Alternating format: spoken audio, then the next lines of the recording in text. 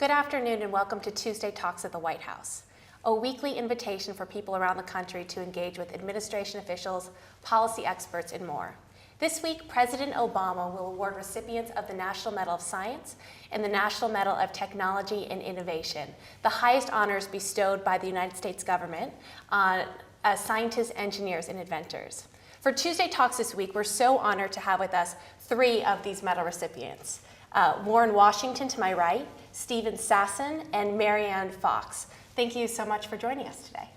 Thank you. I'm Corey Schulman in the Office of New Media, and for the past couple of days, you've been sending us your questions on Facebook and whitehouse.gov for the medal recipients to my right.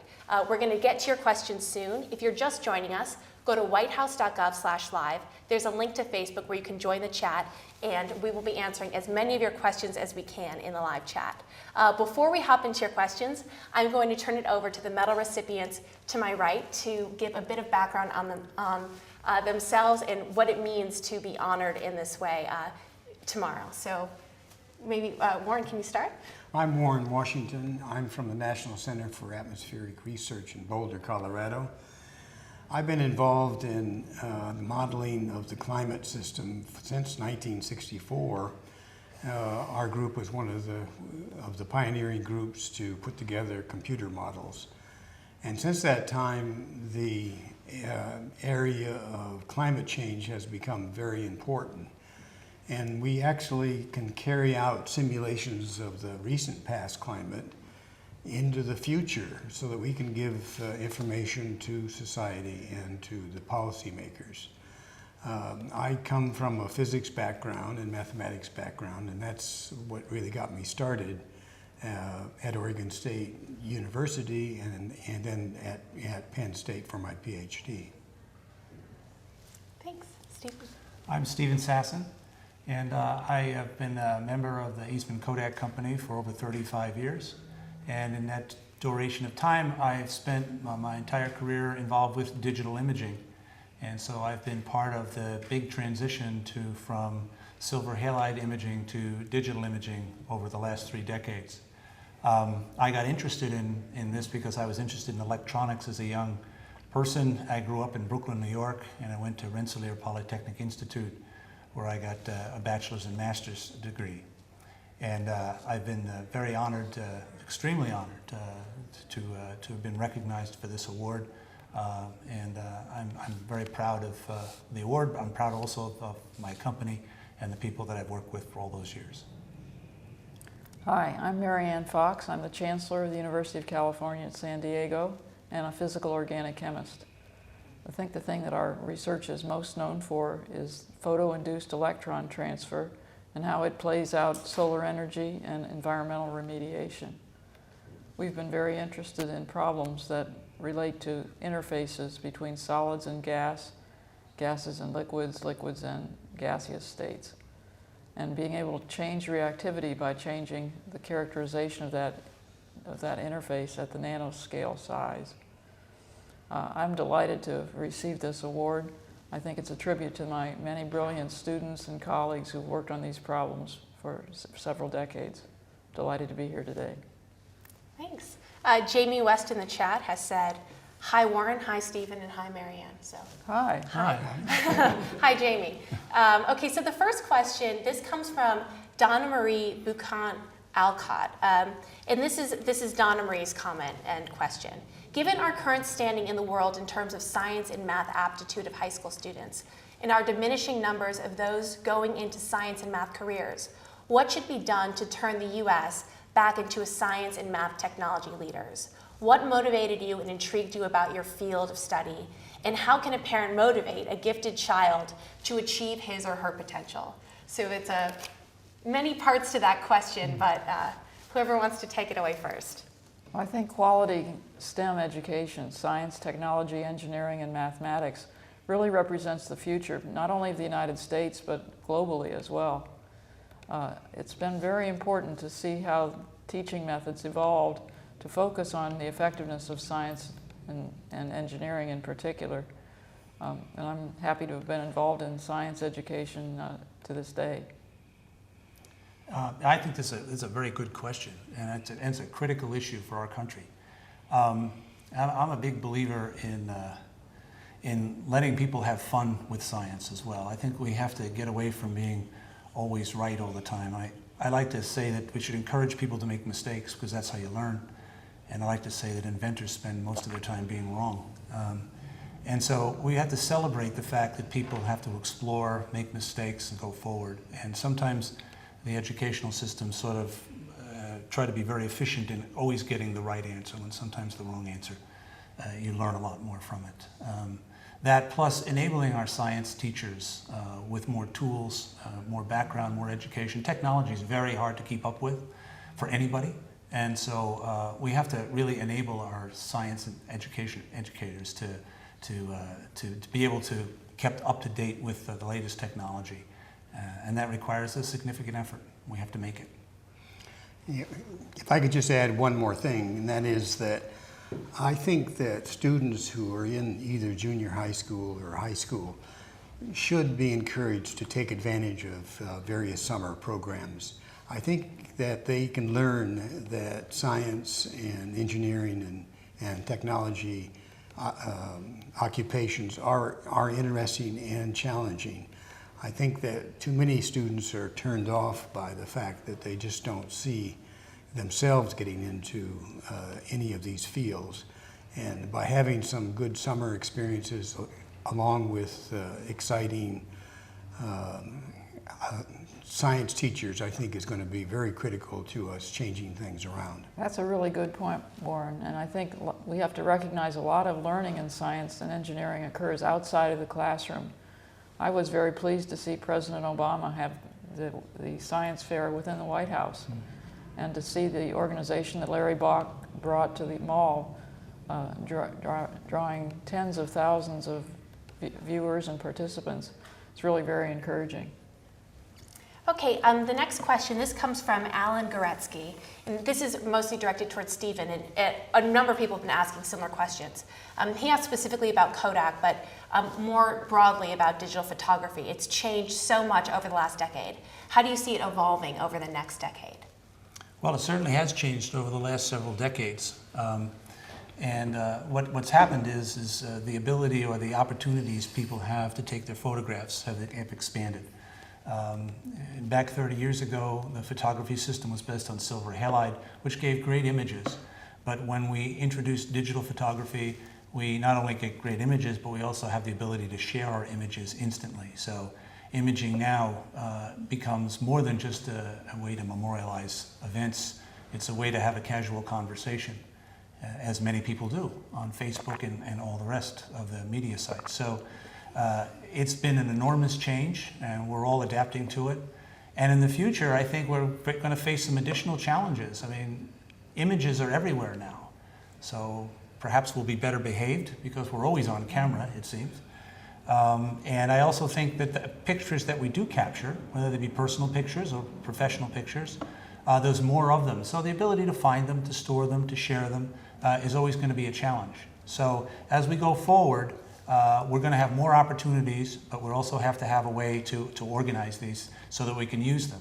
And there's also the issue of format, what I call format obsolescence. You know, what you store your images on today, 10 or 15 years from now, may not be the medium of choice.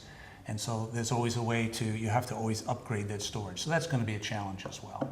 But there's opportunities that have never been better for imaging. Pictures are everywhere. It's sort of the universal language. And I think it's just only going to get more interesting from here on out. Thanks. If you're just joining us, go to whitehouse.gov/live. Click the link to Facebook. There's a live conversation happening right now where we're getting a lot of great questions for these 3 medal recipients that will be honored tomorrow for the National Medal of Science and the National Medal of Technology and Innovation. We have a question that just came in from Joshua Gage, and this is on climate change. On climate change, we can change the things like emissions from daily use in household items and transportation, but not nature. How many years will it take for us to see the effects of volcanic eruptions? Well, we can see on the volcanic eruptions in terms of their effect on the climate system very easily. If we have major eruptions, the cooling of the earth caused by aerosols in the stratosphere can last of the order of 18 months. But I don't think that you should think that on the volcanic eruptions are going to actually save us from global warming. Every time that you burn a molecule of carbon dioxide is generated, it has a lifetime of roughly 90 years. So the scientists are very concerned that that if we don't cut emissions now, that we're going to cause on the Earth to warm up substantially over this next century or so. So it's very important that we cut emissions to the lowest possible levels early so that we can forestall major climate change at the end of the century and into the next few centuries. Okay, I've got another question for you. This comes from Nancy Orr. She asks, Dr. Washington, what do you think of the manipulation of climatology research for political means by both sides of the debate? Well, this is a very difficult issue. Obviously, there's some people who don't want to see anything done about climate change, and others who are very zealous about dealing with the environment.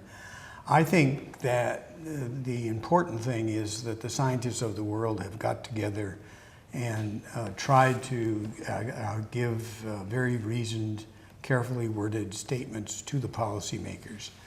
And I think there's been a lot of misinformation about climate change. And unfortunately, it's hard for the public to separate on the two. I think in terms of the bottom line, I would essentially recommend that people follow the statements that come out of things like on the National Academies of Science and Engineering about climate change, because they have tried to look at all aspects of the problem and provide policy recommendations to the policy makers. And I think that all of those statements are very carefully worded so that there's no misunderstanding of the consequences of climate change. Thanks. This next question I think is best directed towards Marianne. Livu Stoiseku, pardon me if I did not pronounce your name correctly, asks, is chemistry important or very important? Chemistry is very important because it's, in my opinion, the central science. If you know chemistry well, you can move to the interface with physics or biology. You can do medicinal work. You can develop new drugs, new natural products. So it's quite central, I think, to progress. Okay. The next question comes from Kurt Coates. Kurt asks, what can we do to make solar panels more efficient and cost-effective? Well, we've worked a little bit with the basic science that goes on in solar panels. And of course, what you want to do is to have nanoscopic control so that you can control the particle aggregation that leads to imaging and to separation of charge. Whether that gives practical consequences in terms of financing for installation of solar energy is the next generation, but one that is conceivable. I wonder if I could just add one more thing to what Marianne said. Clearly, this is an example of where the technology keeps developing, and that we're finding that we can bring down the cost, and that we can make on the solar panels much more efficient. So an investment in the science and the engineering and the technology has paid off, I think, in terms of giving us a better product. It's an example, too, where basic science has led to practical applications in a very short period, really. Okay, we've got a question. This came in from Nick Izzo to the man from Kodak. I think he's talking about you, Steve. Sorry, I missed your name. Okay. Did you experience resistance to your discoveries in digital imaging from your superiors because there was a threat to the film business? Can you say anything about industries being forward-looking and taking advantage of new technologies instead of holding on to new ones that will become obsolete? Well, it's a good question because, as you know, Kodak as a company had been around for well over 100 years. And And so when you have a new, what I would call a disruptive technology that potentially could affect the business, you obviously get lots of questions, and you get a lot of, lots of really critical questions. And yes, when I developed the digital camera, yes, I was challenged quite a bit. But they were reasonably good challenges. You must remember that when you develop something for the first time and you put it out there, you're judging it in the present day context. That is, back in 1975, when I took my first images, there were really no personal computers around. There certainly wasn't any internet or any of the things we take for granted today. So you can understand how people would be a little skeptical about what I called filmless photography at the time. Having said that, I think inventors have to recognize that when you move forward with an idea, you have to recognize that the whole world's inventing along with you, and that your idea may mature with additions from other fields to something different than what you possibly could imagine. When I first proposed digital photography at Eastman Kodak Company, I wasn't thinking about the internet or any of the desktop photographic printing that we take for granted today. And so consequently, I just thought of it a way as to not have a consumable and to capture images. But it's become so much more than that. And that's because of all the other developments that were being done in parallel fields simultaneously. And then they all sort of coalesced in the late 90s into the infrastructure which we celebrate so much today and we take for granted so much today. Pictures on over the internet or on Facebook, for example. We sort of take that for granted right now. But I don't think that was, it certainly wasn't in my thinking 30 years ago, and I don't know too many people who did have that thinking. So, yes, you will always be challenged. Any good corporation always has to challenge itself in its fundamental basic understanding of what they're based on, and you have to give people enough freedom to explore that. I was given that freedom, and a number of people at Kodak did a lot of pioneering work in digital imaging, not necessarily talked about so much, but it was actually done. So companies really have to do that. If they don't, they do it at their own peril.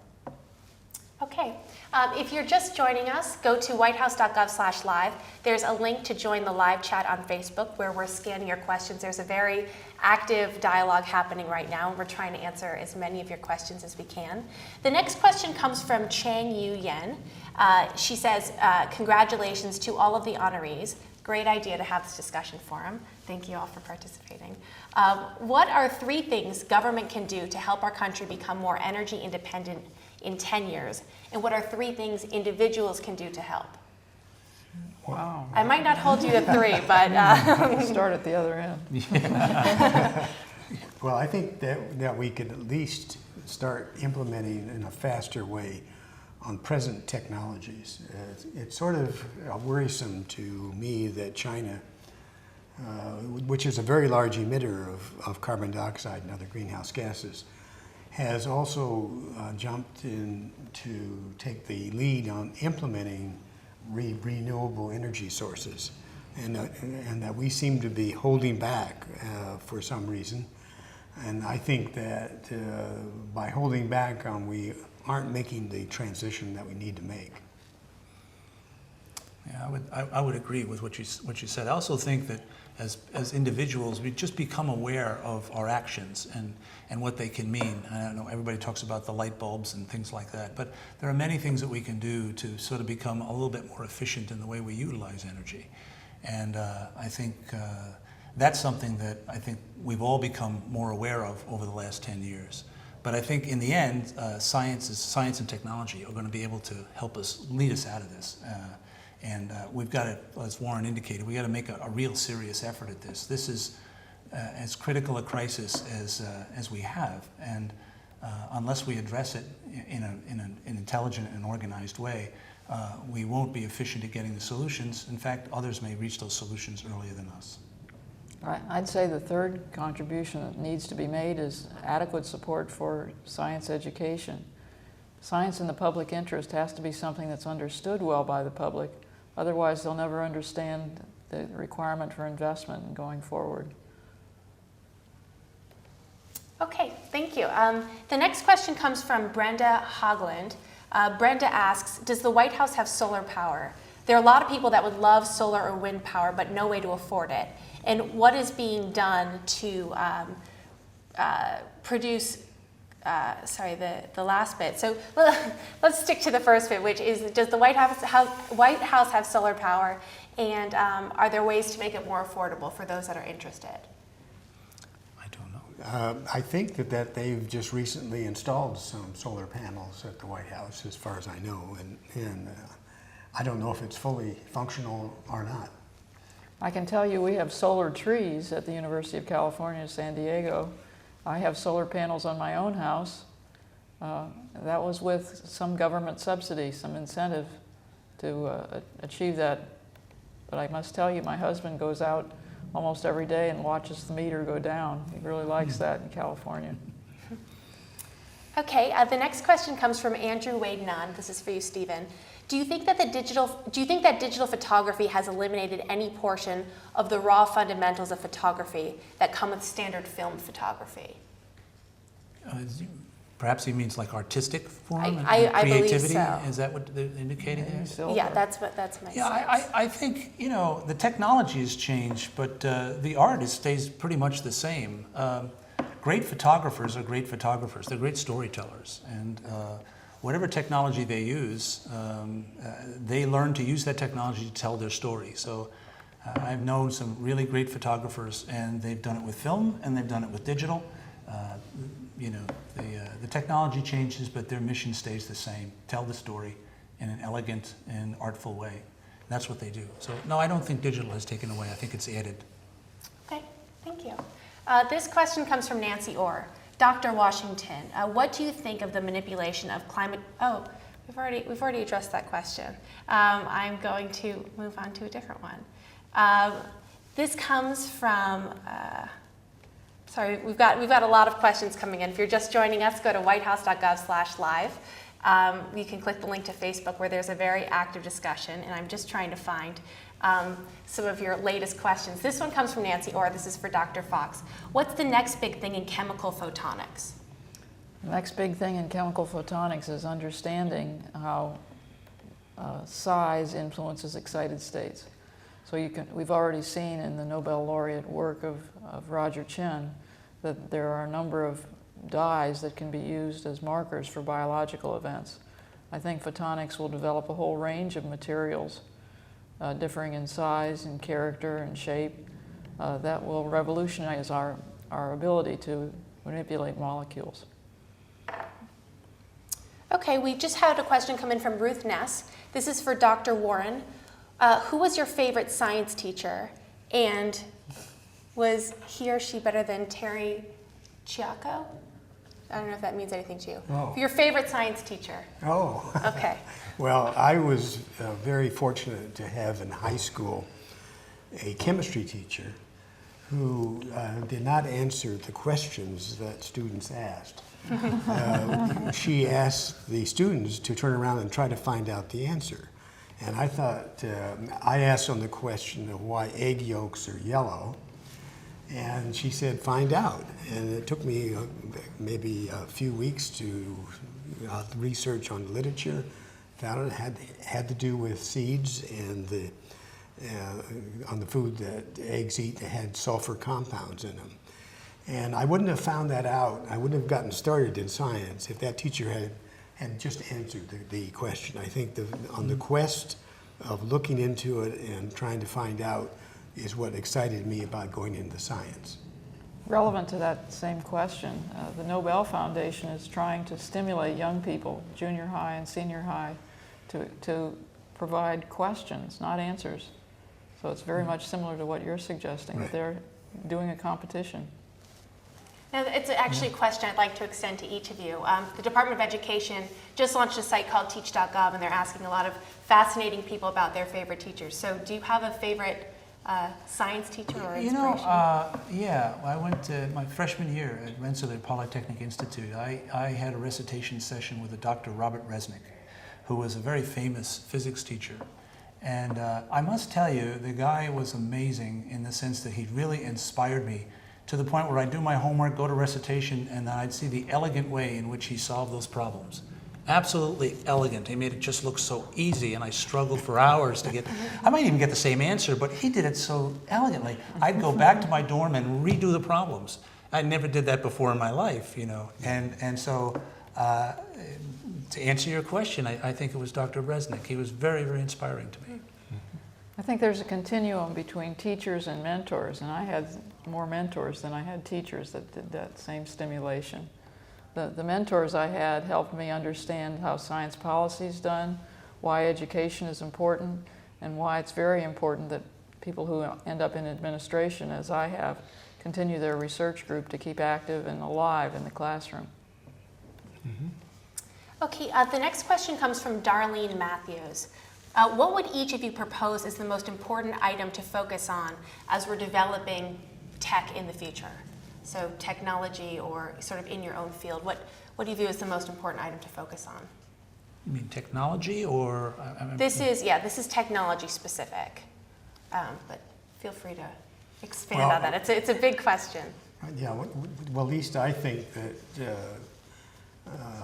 just keeping up with the pace of technology, for example, the internet and the way that we communicate has been wonderful, but it's also meant that you've really had to stay on task to be able to take advantage of all these new technologies. Now there are some negative aspects to it in that when I log on in the morning I have 50 or 60 emails to sort of deal with, but I've learned how to efficiently go through that. But on the other hand, on the positive side, it keeps me in contact with lots more people and lots more colleagues. Yeah, I agree, Warren. The more technology we have, the further behind I feel. It always seems to be that way.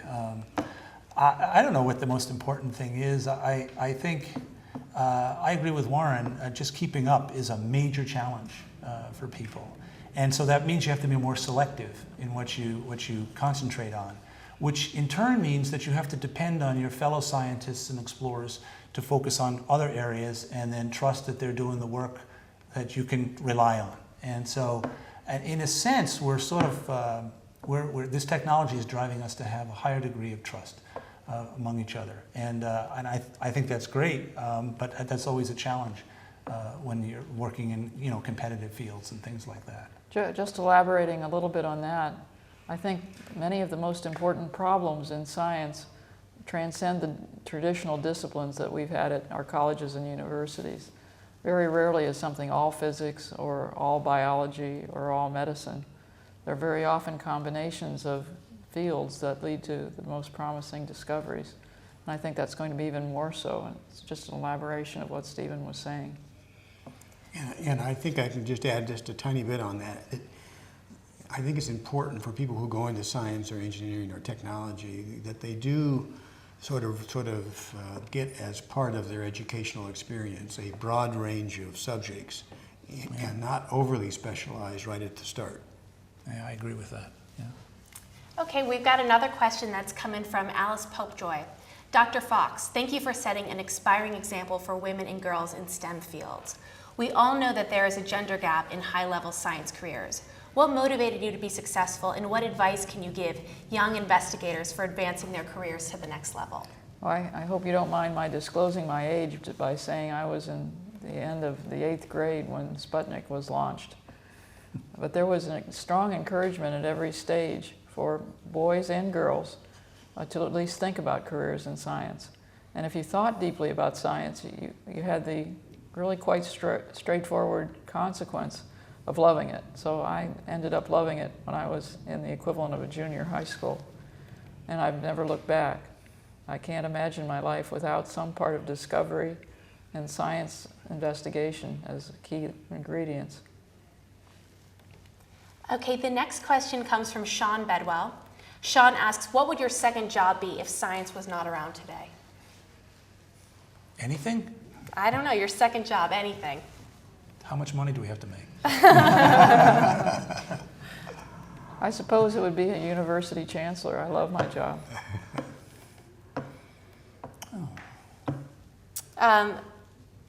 Any other second careers? No. No. Okay. Well, I've got this question comes from G. Allen Miller for Dr. Washington, my 11-year-old son would like to know if you have any theories on ways to reverse global warming. Wow, I don't know if we can reverse it. It would be nice if we could do it, if we could find a way to take carbon dioxide out of the atmosphere. But I think, well, it may be possible to sort of do that, but the technology hasn't arrived yet. But I think the next best thing is to cut emissions of greenhouse gases. Okay, this is our last question. I think that this is a great one to close on. This comes from Anne-Marie Mounts. She asks, what does receiving the National Medal of Science, you're the National Medal of Technology and Innovation. Yes. So for you, technology and innovation, for the rest, science, what does it mean to each of you, both personally and professionally? Well, I think for me, it really represents a field that is emerged, where in the early days I don't think that we would imagine that we could simulate the climate on the computers. But it's important to emphasize that this isn't just me. It's a team of scientists and engineers and computer experts who have worked as a team to be able to model on the atmosphere and the climate system on modern day supercomputers. And I think on the receiving of the medal honors not only me, but on many of my colleagues. To me, and the Technology and Innovation Award, it's just it's a great thing. I'm really moved by it. I started doing digital photography very early on, and it was just a real crude technology, and it was basically dreams. And then to be fortunate enough to participate over the last 35 years with an absolutely fantastic team at my company, Eastman Kodak Company, and working with thousands of men and women there to help develop that field into the present field that everybody seems to like and use today has been very, very gratifying. So to be recognized this way, as Warren points out, you're just one person in a whole group of people that's trying to do something interesting and helpful, and so it's a really great honor. I felt much the same way, that in doing the work is really rewarding in itself, and having colleagues and students in particular who you could observe growing from rather immature textbook scientists to really practicing scientists who are inventive and are going to generate the next round of technology and help the government make data-based decisions is very, very important. Not only for me, I think there are many people who have done things that won't have the chance to be so honored, and so I'm appreciative of that. But also just because it brings together so many different people in support of what the world needs and what the United States needs. Well, thank you so much, Warren, Steve, and Marianne, for joining us. Thank you to everyone that was involved in participating in the conversation on whitehouse.gov and Facebook. This video will be posted shortly on whitehouse.gov, and be sure to watch the live stream of the awards ceremony tomorrow on whitehouse.gov. There will be more information there, and have a good afternoon.